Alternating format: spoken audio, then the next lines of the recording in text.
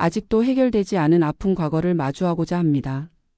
단순한 역사적 사건이 아니라 지금까지도 기억되고 전해야 할 우리 민족의 상처입니다.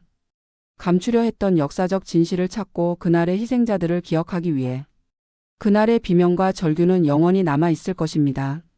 진실이 묻히지 않도록 그리고 학살당한 이들의 넋을 기리기 위해 우리는 이 기록을 남깁니다. 그럼 지금 시작하겠습니다. 구독 부탁드려요. 나는 학살을 연구한다. 이런 문장을 스스로에게 내뱉을 때마다 기묘한 감정이 든다. 역사가 그렇듯 학살도 단순한 기록이 아니다. 한 번 벌어진 학살은 그 자체로 살아있는 증언이 되어 현재를 관통한다. 나는 그 흔적을 따라간다. 그리고 그 속에서 인간이란 존재가 얼마나 잔인하고도 연약한지를 매번 확인한다. 처음 학살 연구를 시작한 건 단순한 호기심 때문이었다. 세계사 전공자로서 유대인 학살과 루안다 대학살, 캄보디아 킬링필드 같은 사건들을 공부하다 보니 자연스럽게 관심이 커졌다. 학살은 우발적인 사건이 아니었다. 체계적으로 기획되고 정당화된 후 실행되었다. 그 속에서 피해자와 가해자는 예상보다 훨씬 다양한 얼굴을 하고 있었다. 유대인 학살은 가장 많이 기록된 사건이었다. 600만 명이 넘는 사람들이 가스실에서 강제 수용소에서 거리에서 죽어갔다. 나는 아우슈비츠를 방문했을 때 숨이 턱 막혔다. 죽음이 일상이었던 공간. 벽돌 하나하나가 피와 비명으로 물들어 있는 듯했다. 루안다 대학살은 또 다른 형태의 광기였다. 라디오를 통해 학살을 독려하는 방송이 나오고 도망치는 사람들은 길 위에서 난도질당했다. 100일 동안 80만 명이 죽었다. 하지만 이 사건을 기억하는 사람은 많지 않다. 대량 학살이라는 공포가 반복되지만 사람들은 쉽게 잊어버렸다. 캄보디아의 킬링필드 역시 마찬가지였다. 폴포트 정권 아래에서 새로운 사회를 건설한다는 명목으로 무고한 시민들이 도살장처럼 죽어나갔다. 구덩이에 던져진 해골들. 나는 그 장면을 머릿속에서 지울 수 없었다. 이처럼 세계 곳곳에서 벌어진 학살을 연구하며 나는 어느 정도 익숙해졌다고 생각했다. 인간의 잔혹함에도 무뎌질 수 있다고 믿었다. 그런데 어느 날 예상치 못한 사건을 접했다. 관동 대지진 조선인 학살.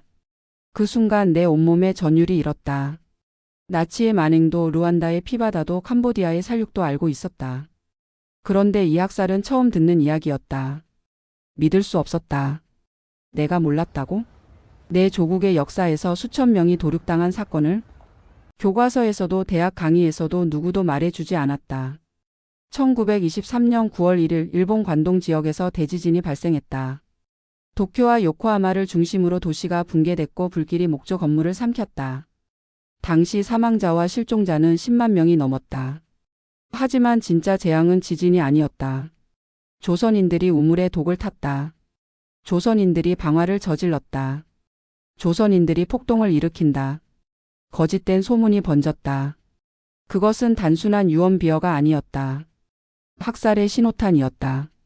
공포에 휩싸인 일본인들은 이 소문을 맹신했고 그들은 조선인을 사냥하기 시작했다.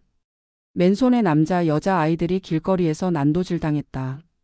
일본어 억양이 어색하면 목이 잘렸고 얼굴이 낯설면 불태워졌다. 경찰과 군대는 칼을 든 자경단을 외면했다. 아니 방조했다. 그들은 사냥하듯이 놀이하듯이 조선인을 죽였다. 임산부의 배를 갈라 태아를 꺼내 바닥에 내던졌고 마을 전체를 불태워버렸다. 칼에 찔려 쓰러진 이들은 강으로 던져졌다. 검붉은 물살이 도쿄를 적셨다. 공식적인 희생자 수는 6,661명. 하지만 그 숫자는 빙산의 일각일 뿐이다. 길바닥에서 강물 속에서 폐허 속에서 흔적도 없이 사라진 이들은 셀 수도 없다. 일본 정부는 이 사건을 빠르게 덮었다. 가해자들은 죄책감조차 느끼지 않았다. 희생자들의 신음은 역사 속에서 소거되었다. 나는 머릿속이 하얘졌다. 아우슈비츠의 가스실, 루안다의 도끼, 캄보디아의 해골들 그 모든 것이 떠올랐지만 이번엔 달랐다. 이건 나의 역사였다. 내 조상들이 당한 일이었다. 나는 가슴 속에서 뭔가 끓어오르는 것을 느꼈다. 분노였다. 부끄러움이었다. 그리고 결심이었다. 나는 이 학살을 찾아갈 것이다. 지워진 기록을 다시 꺼낼 것이다. 이 진실이 잊히지 않도록 그날의 비명이 다시 울릴 수 있도록. 나는 관동 대지진 조선인 학살의 흔적을 찾아 나서기로 했다. 공항에 도착하자마자 나는 숨을 깊이 들이마셨다. 일본은 익숙한 듯 낯선 나라였다. 몇 번의 여행으로 다녀간 적은 있지만 이번 방문의 목적은 전과는 전혀 달랐다. 나는 단순한 관광객이 아니라 잊힌 학살의 흔적을 찾기 위해 이곳에 왔다. 나는 곧장 관동 대지진 학살 현장이었던 도쿄의 한 지역으로 향했다. 지금은 고층 건물과 번화한 도로가 들어서 있어 당시의 흔적은 남아있지 않았지만 이곳에서 수천 명의 조선인이 이유 없이 살해되었다는 사실이 머릿속에서 떠나지 않았다. 나는 주변을 둘러보며 지나가는 사람들에게 말을 걸었다. 이곳이 관동 대지진 때 조선인 학살이 있었던 장소인가요? 그러나 대부분은 어색한 표정을 짓거나 무심하게 고개를 저었다. 마치 그런 일은 없었다는 듯이. 그러나 한 노인이 내 질문을 듣고 멈춰섰다. 그의 눈에는 순간 흔들림이 스쳤다. 그 이야기라면 오래전부터 들은 적이 있지. 하지만 누구도 말하려 하지 않아. 여긴 그런 역사에 대해 조용히 하는 게 나은 곳이야. 나는 노인의 말을 새기며 학살이 단순한 사건이 아니라 오랜 세월 감춰져 온 비극임을 다시금 실감했다. 강제징용과 조선인 이주. 나는 일본에 왜 그렇게 많은 조선인이 있었는지 더 깊이 이해해야 했다. 학살이 벌어진 1923년 당시 조선은 이미 일본의 식민지였다. 1910년 강제병합 이후 일본은 조선을 값싼 노동력 공급원으로 삼았다. 일본 내 산업이 급격히 성장하며 공장과 광산, 항만 등 위험한 노동 환경에서 일할 인력이 필요했다. 조선인들은 처음엔 자발적으로 일자리를 찾아 일본으로 왔다. 하지만 시간이 지날수록 상황은 달라졌다. 노동력이 부족해지자 일본은 조선인들을 강제로 동원하기 시작했다. 가난한 이들은 일자리를 찾아 떠났지만 일본에 도착한 후에는 약속된 대우를 받지 못했다. 임금은 터무니없이 낮았고 거주지는 비위생적이며 안전장치 없는 위험한 노동을 강요당했다. 1923년 도쿄와 요코하마에는 이미 수만 명의 조선인 노동자가 살고 있었다. 그리고 바로 이들이 학살의 희생양이 되었다. 학살의 조짐. 지진이 발생한 직후 도쿄 전역이 불바다가 되었다. 목조 건물이 대부분이었던 일본의 도시는 한순간에 붕괴했고 불길은 곳곳으로 번졌다. 정부는 혼란을 수습할 힘이 없었다. 그때 믿을 수 없는 소문이 돌기 시작했다. 조선인들이 우물에 독을 탔다. 조선인들이 방화를 저질렀다. 조선인들이 폭동을 일으킨다. 이러한 유언비어가 퍼지자마자 일본인들은 공포에 사로잡혔다. 그들은 눈앞에 참혹한 현실을 받아들이는 대신 분노를 외부의 적에게 돌리려 했다. 그리고 조선인은 가장 쉬운 표적이었다. 나는 학살이 벌어진 지역을 더 둘러보았다. 현대적인 건물들 사이에서 이 비극을 기억하는 이는 거의 없었지만 어떤 벽에는 희미하게 새겨진 낙서 같은 것이 보였다. 나는 손을 뻗어 그것을 더듬었다. 시간이 지나면서 지워졌지만 마치 지워지지 않으려는 듯한 흔적이 남아 있었다. 더 깊이 파고들기 위해 나는 다음으로 도쿄 국립도서관을 찾았다. 관동 대지진과 관련된 자료들을 보기 위해서였다. 하지만 자료를 요청하자 사서는 미묘한 표정을 짓더니 잠시 망설였다. 공식적인 기록은 거의 없습니다. 하지만 시민단체나 개인이 남긴 기록이 있을 수도 있어요. 나는 더 이상 기대할 수 없다는 듯 고개를 끄덕였다. 일본 정부의 기록이 온전히 남아 있을 리 없었다. 하지만 나는 포기하지 않았다. 사서가 건네준 몇 개의 기사 스크랩을 확인하며 왜곡된 역사의 흔적을 찾아냈다. 조선인 폭동. 경찰과 시민이 진압 중. 도쿄 곳곳에서 조선인의 방화 시도 포착. 나는 경악했다. 익히 알고 있었지만 이렇게 대놓고 왜곡된 기사를 보니 분노가 치밀었다. 이때 옆자리에서 나를 바라보던 한 남성이 조용히 말을 걸었다. 그 사건을 연구하는 중인가요? 나는 고개를 돌려 그를 바라보았다. 그는 일본인 역사 연구자로 보였다. 나는 짧게 대답했다. 네, 그런데 관련 자료를 찾기가 너무 어렵네요. 그는 한숨을 내쉬며 말했다. 당연합니다. 일본 정부는 오랫동안 이 사건을 공식적으로 인정하지 않았어요. 교육 과정에서도 거의 다루지 않았고요. 더구나 자료의 상당수가 의도적으로 폐기되었죠. 하지만 요코하마에 가보는 게 좋을 겁니다. 거기에 당시 학살을 목격한 일본인의 후손이 살고 있어요. 할아버지에게서 직접 이야기를 들었다고 하더군요. 다만 인터뷰를 허락할지는 모르겠습니다. 나는 순간 가슴이 뛰었다. 진짜 목격자의 후손? 만약 그가 증언을 해준다면 이 연구는 새로운 전환점을 맞이할 수 있을 것이다.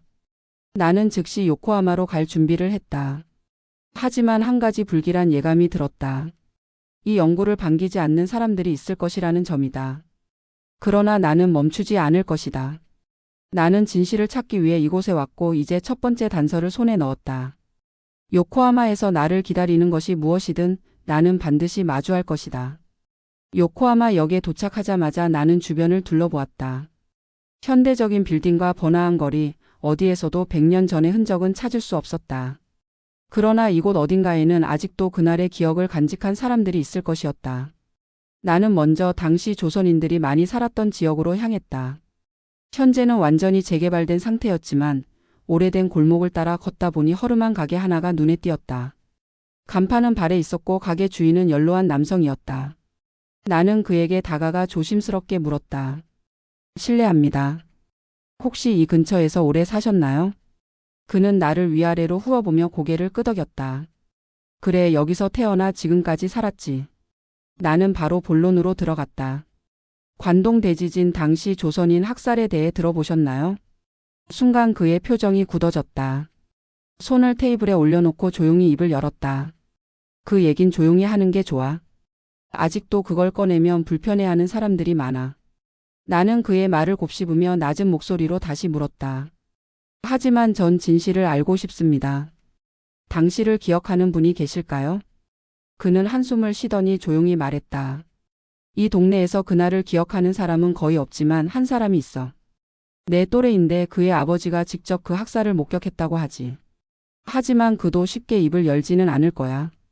나는 그가 알려준 주소를 받아들고 곧장 그곳으로 향했다. 한적한 주택가에 자리한 작은 집이었다. 나는 문을 두드렸다.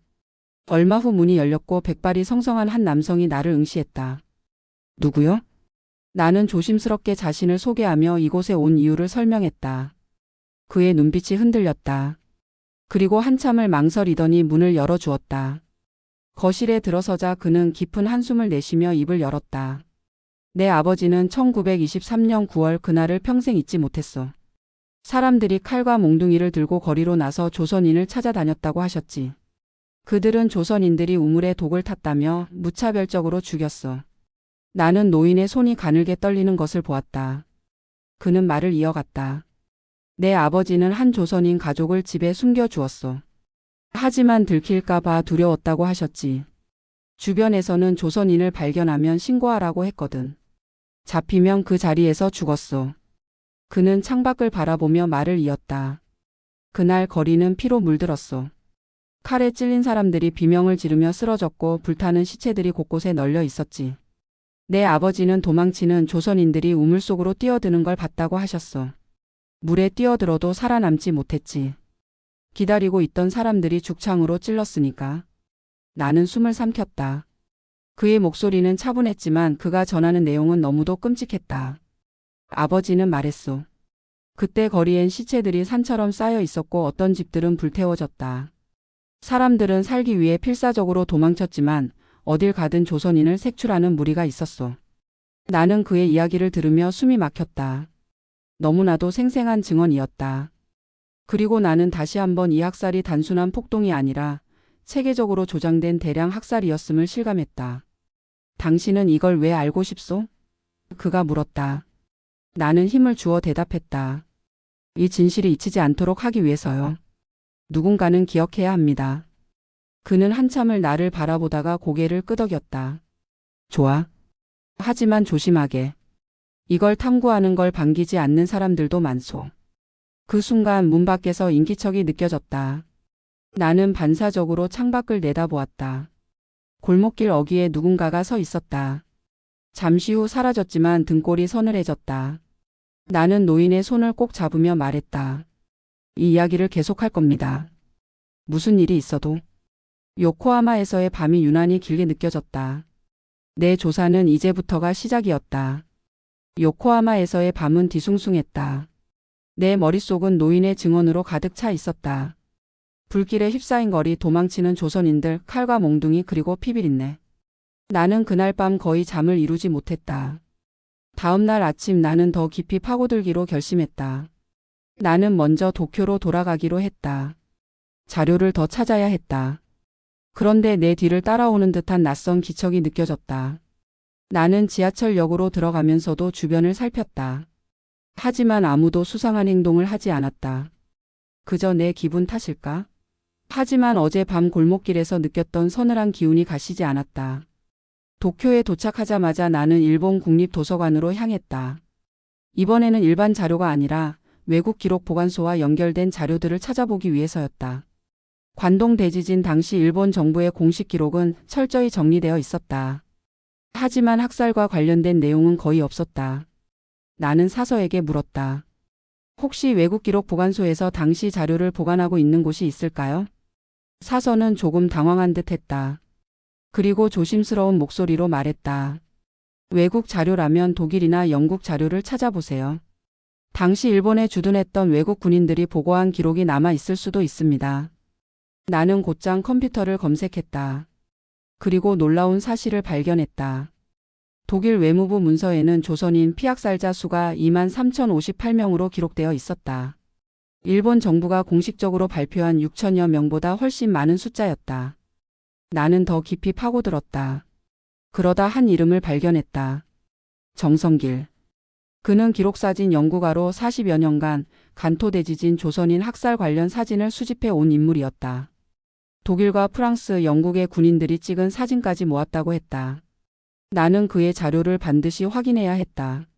나는 한국의 한 연구기관을 통해 정성길 관장과 연락을 시도했다. 그리고 운 좋게도 그는 나와 만날 준비가 되어 있다고 했다. 그를 만나기 위해 나는 다시 한국으로 향했다. 인천공항에 도착한 나는 곧바로 대구로 내려갔다. 동산의료원에 위치한 그의 연구실은 낡았지만 벽에는 수많은 역사적 사진들이 걸려 있었다. 정성길 관장은 내게 첫 인사부터 무거운 말을 건넸다. 간토 대지진 조선인 학살을 알고 찾아온 젊은이를 만나는 건 반갑지만 쉽지 않은 길을 가게 될 겁니다. 나는 그와 함께 그의 사진 아카이브를 살펴보았다. 그리고 나는 숨이 막혀왔다. 사진 속에는 일본인들이 조선인 시신 위에 올라서서 웃고 있는 모습이 있었다. 어떤 사진에서는 조선인의 머리를 잘라 창 끝에 매달아둔 모습이 보였다. 더 끔찍한 사진도 있었다. 한 일본인은 조선인의 시신 위에서 소변을 보고 있었다. 나는 치밀어 오르는 분노를 삼키며 물었다. 이 사진들은 어디서 발견하셨나요? 정 관장은 깊은 한숨을 내쉬며 말했다. 1974년 독일 베를린 도서관에서 처음 이 사진들을 봤소. 유럽 각국 선교사와 군인들이 촬영한 사진이 많았소. 일본은 이 학살을 감추려 했지만 그 광기를 지켜본 외국인들의 기록은 남아 있었던 거요. 나는 사진 한 장 한 장을 보면서 소름이 돋았다. 우리는 일본의 공식 기록만을 믿어서는 안 된다는 사실을 다시 한번 깨달았다. 일본 정부는 학살을 철저히 감추려 했고 시간이 흐르며 기억에서 지우려고 했다. 하지만 기록은 남아 있었다. 그리고 그것을 찾는 것은 우리의 몫이었다. 나는 정 관장에게 물었다. 한국 정부는 이 자료들을 어떻게 다루고 있나요? 그의 얼굴이 굳어졌다. 한국 정부는 이 사건을 제대로 조사한 적이 없소. 1965년 한일 국교 정상화 당시에도 일본과의 협상을 위해 이 문제를 꺼내지 않았지. 2006년 시민단체가 진상조사를 신청했지만 조사 권한이 없다는 이유로 기각되었소. 정부가 하지 않으니 우리가 해야 하는 거요. 나는 숨을 깊이 들이마셨다. 이 사건을 알리려는 사람들은 많았지만 그 길은 쉽지 않았다. 일본은 학살을 부정하려 했고 한국은 이를 제대로 다루지 않았다. 결국 남아있는 기록을 발굴하고 잊힌 목소리를 되찾는 것은 우리 개인의 몫이었다. 나는 사진 한 장을 가리키며 물었다. 이 사진들을 전시할 계획이 있으신가요? 정 관장은 천천히 고개를 끄덕였다. 여러 번 전시를 했지만 반발도 많았소. 일본 정부는 위령탑 건립조차 방해하려 했고 어떤 정치인들은 이 문제를 외면했지. 하지만 멈출 수 없소. 독일이 나치의 유대인 학살을 반성하듯 일본도 언젠가 이 학살을 인정해야 하오. 나는 그의 손을 꼭 잡았다. 그리고 다짐했다. 이 학살을 알리는 일을 멈추지 않겠다고. 그날 밤 나는 서울로 돌아오는 기차 안에서 정리된 자료들을 다시 훑어보았다. 내가 찾고 있던 진실은 조금씩 모습을 드러내고 있었다. 하지만 아직 끝이 아니었다. 이 학살을 은폐하려 했던 이들은 여전히 존재했고 이를 알리는 길은 험난할 것이었다. 나는 핸드폰을 열어 다시 자료를 정리하기 시작했다. 이제 다음 목표는 일본이었다. 나는 더 깊이 들어가야 했다. 숨겨진 진실을 찾기 위해. 긴 여정은 아직 끝나지 않았다. 나는 여전히 기차 창밖을 바라보고 있었다. 밤이 깊어가고 있었지만 내 마음속에서는 수많은 질문들이 떠다니고 있었다. 관동 대지진 조선인 학살이라는 사건은 단순한 과거의 기록이 아니었다. 그것은 오늘날에도 여전히 영향을 미치고 있으며 어떤 이들은 그것을 지우려 하고 또 어떤 이들은 기억하려 애쓰고 있었다. 나는 정성길 관장의 말이 계속해서 머릿속을 맴돌았다. 우리가 잊으면 학살자들은 승리하는 거요. 일본 정부는 수십 년 동안 이 사건을 왜곡하거나 감추려 했고 한국 정부마저 이 문제를 적극적으로 다루지 않았다. 한일 관계 속에서 이 사건은 항상 외면당해 왔다. 우리가 잊으면 그들은 승리한 것이다. 그러나 역사는 기록될 때만이 아니라 기억될 때 비로소 의미를 가진다. 독일이 나치의 만행을 반성하고 교육하는 것처럼 일본 또한 언젠가는 관동 대지진 학살을 인정하고 참회할 날이 올 것인가? 하지만 그날이 오기를 손 놓고 기다릴 수는 없었다. 나는 노트북을 열어 다시 한번 기록을 정리하기 시작했다. 도쿄 국립도서관에서 찾은 독일 외무부의 기록, 정성길 관장이 수집한 사진들, 그리고 일본에서 만난 노인의 증언. 모든 조각들이 하나로 이어지고 있었다. 그러나 여전히 밝혀야 할 진실이 많았다. 더 깊이 조사할 자료들도 남아 있었고 일본 내에서 진실을 알리려 하는 이들도 있을 것이다. 나는 다시 일본으로 향할 것이다. 학살의 흔적을 따라 잊힌 목소리를 찾아 나설 것이다. 이 학살을 은폐하려 했던 이들이 아무리 많더라도 기록은 남아있고 기억하는 이들이 있는 한 진실은 결코 사라지지 않는다. 나는 깊이 숨을 들이마셨다. 그리고 다짐했다. 진실이 묻히지 않도록 나는 이 기록을 남길 것이다. 학살당한 수천 아니 수만의 조선인들을 위해 그리고 여전히 이 사건을 외면하는 이들에게 그것이 잊혀지지 않았음을 알리기 위해. 여기까지입니다. 구독과 좋아요 부탁드릴게요. 다음에 또 찾아뵙겠습니다.